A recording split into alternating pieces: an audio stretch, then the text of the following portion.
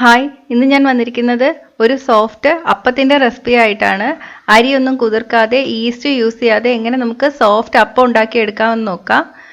ചില ദിവസങ്ങളിൽ അപ്പം ഉണ്ടാക്കാൻ വേണ്ടിയിട്ട് അരി കുതിർത്ത് വയ്ക്കാൻ മറന്നു പോകാറുണ്ടല്ലേ. അപ്പോൾ അരി കുതിർത്ത് വെച്ചില്ലെങ്കിലും കുഴപ്പമില്ല. വീട്ടിൽ പുട്ടുപൊടിയോ ഇടിയപ്പത്തിൻ്റെ പൊടിയോ ഒക്കെ ഉണ്ടെങ്കിൽ നമുക്ക് നല്ല സോഫ്റ്റ് അപ്പം ഉണ്ടാക്കിയെടുക്കാൻ പറ്റും. അപ്പോൾ അതിൻ്റെ റെസിപ്പി എങ്ങനെയാണെന്ന് നോക്കാം. അതിന് മുന്നേ ചാനൽ സബ്സ്ക്രൈബ് ചെയ്യാത്തവർ സബ്സ്ക്രൈബ് ചെയ്യാൻ മറക്കല്ലേ. കൂടെ ആ ബെൽ ബട്ടൺ കൂടി ക്ലിക്ക് ചെയ്താൽ ഞാൻ അപ്ലോഡ് ചെയ്യുന്ന എല്ലാ റെസിപ്പീസിൻ്റെ നോട്ടിഫിക്കേഷൻ ഉടൻ തന്നെ നിങ്ങൾക്ക് ലഭിക്കും. Please subscribe this channel and press on the bell icon for the latest updates. ഇതുണ്ടാക്കാൻ ആവശ്യമുള്ള സാധനങ്ങൾ: അരിപ്പൊടി 1 കപ്പ്, തേങ്ങ 1/2 കപ്പ്, പഞ്ചസാര 1 ടേബിൾ സ്പൂൺ, വെള്ളം ആവശ്യത്തിന്, പാല് 1/4 കപ്പ്, ബേക്കിംഗ് സോഡ 1/4 ടീസ്പൂൺ, ഉപ്പ് ആവശ്യത്തിന്. ഇനി ഇതെങ്ങനെയാണ് ഉണ്ടാക്കുന്നതെന്ന് നോക്കാം. ഇതുണ്ടാക്കാൻ വേണ്ടിയിട്ട് ഞാനിവിടെ 1 കപ്പ് അരിപ്പൊടിയാണ് എടുത്തിരിക്കുന്നത്. ഇനി ഇതിലോട്ട് 1/2 കപ്പ് തേങ്ങ ചേർത്ത് കൊടുക്കാം. 1 ടേബിൾ സ്പൂൺ പഞ്ചസാര ചേർത്ത് കൊടുക്കാം. ഇനി ഞാൻ കുറച്ച് വെള്ളം ഒഴിച്ച് ഒന്ന് കലക്കിയെടുക്കുകയാണ്. ഇങ്ങനെ കലക്കിയെടുക്കുന്നത് വെള്ളം കൂടി പോകാതിരിക്കാൻ വേണ്ടിയിട്ടാണ്. ഇങ്ങനെ കലക്കിയെടുക്കുമ്പോൾ നമുക്ക് ആവശ്യത്തിനുള്ള വെള്ളം കറക്റ്റായിട്ട് ഒഴിച്ചു കൊടുക്കാൻ പറ്റും. ദോശമാവിനേക്കാളും കുറച്ചും കൂടെ ലൂസായിട്ട് നമുക്ക് കലക്കിയെടുക്കാം. കലക്കിയെടുത്തിട്ടുണ്ട്. ഇനി ഇത് നല്ലപോലെ മിക്സിയിൽ അരച്ചെടുക്കാം. ഇപ്പം ഞാൻ നന്നായിട്ട് അരച്ചെടുത്തിട്ടുണ്ട്. ഇനി നമുക്ക് കപ്പി കാച്ചിയെടുക്കണം. അതിന് വേണ്ടിയിട്ട് ഞാനിവിടെ 4 ടേബിൾ സ്പൂൺ വെള്ളം എടുത്തിട്ടുണ്ട്. ഇതിലോട്ട് 3 ടേബിൾ സ്പൂൺ അരച്ച മാവ് ചേർത്ത് കൊടുക്കാം. വെള്ളത്തിൻ്റെ അളവും മാവിൻ്റെ അളവും ഒരുപോലെ എടുത്ത് കപ്പി കാച്ചി എടുത്താലും കുഴപ്പമില്ല. പക്ഷേ ഞാൻ 1 ടേബിൾ സ്പൂൺ കൂടുതൽ എടുക്കുന്നത് കുറച്ചുകൂടെ നന്നായിട്ട് വെന്ത് വരാൻ വേണ്ടിയിട്ടാണ്. കപ്പി കാച്ചി എടുക്കുന്നത് നല്ല പോലെ വെന്ത് വരണം, എന്നാലേ അപ്പം നല്ല സോഫ്റ്റായിട്ട് കിട്ടുള്ളൂ. കുറച്ച് വെള്ളം ഒഴിച്ചിട്ട് പെട്ടെന്ന് കുറുക്കി എടുത്തിട്ട് കാര്യമില്ല.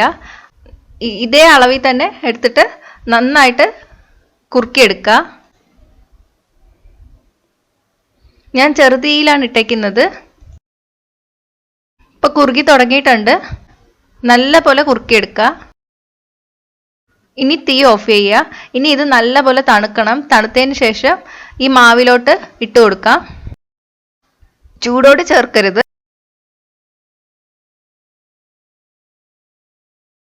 ഇനി ഇത് നന്നായിട്ട് അരച്ചെടുക്കുക.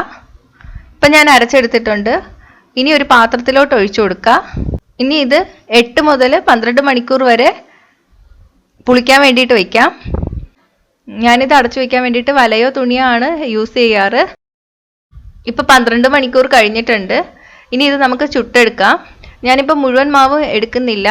ആവശ്യത്തിനുള്ള മാവ് വേറൊരു പാത്രത്തിലോട്ട് മാറ്റിയെടുക്കുകയാണ്. ഞാനിവിടെ 6 തവി മാവ് എടുത്തിട്ടുണ്ട്.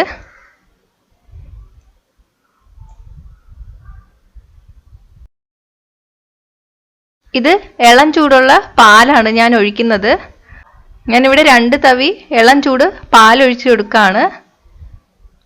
പാല് ചേർത്തില്ലെങ്കിലും കുഴപ്പമൊന്നുമില്ല, വെള്ളം ചേർത്താലും മതി. പക്ഷേ ഈ ഇളം ചൂടുള്ള പാലൊഴിക്കുമ്പോൾ നല്ല സോഫ്റ്റ് ആവും അപ്പം, നല്ല ടേസ്റ്റും ആയിരിക്കും. ഇനി ഇത് നന്നായിട്ട് കലക്കി കൊടുക്കുക. 1/4 ടീസ്പൂൺ ബേക്കിംഗ് സോഡ ചേർത്ത് കൊടുക്കുക. ആവശ്യത്തിന് ഉപ്പ് ചേർത്ത് കൊടുക്കുക. ഇനി നന്നായിട്ട് ഇളക്കിയെടുക്കുക.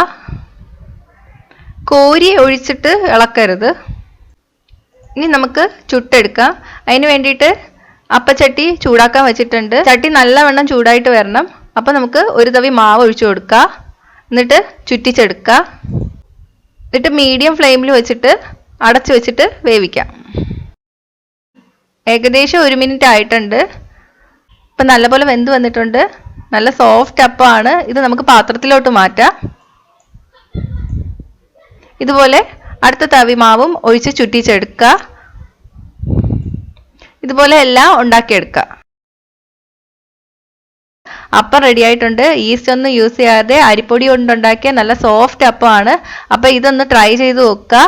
ട്രൈ ചെയ്തിട്ട് അഭിപ്രായം കമൻറ്റ് ചെയ്യുക. ഇഷ്ടമായെങ്കിൽ ലൈക്ക് ഷെയറും ചെയ്യുക. കൂടുതൽ റെസിപ്പികൾക്കായിട്ട് ചാനൽ സബ്സ്ക്രൈബ് ചെയ്യാൻ മറക്കല്ലേ. Hi friends, thanks for watching. ഈ റെസിപ്പി ഇഷ്ടമായെങ്കിൽ ലൈക്കും ഷെയറും കമൻറ്റും ചെയ്യൂ. സബ്സ്ക്രൈബ് ചെയ്തിട്ടില്ലാത്തവർ സബ്സ്ക്രൈബ് ചെയ്യാൻ മറക്കല്ലേ. പുതിയ റെസിപ്പീസ് ഉടനെ ലഭിക്കാനായി നോട്ടിഫിക്കേഷൻ ഐക്കൺ ക്ലിക്ക് ചെയ്യൂ.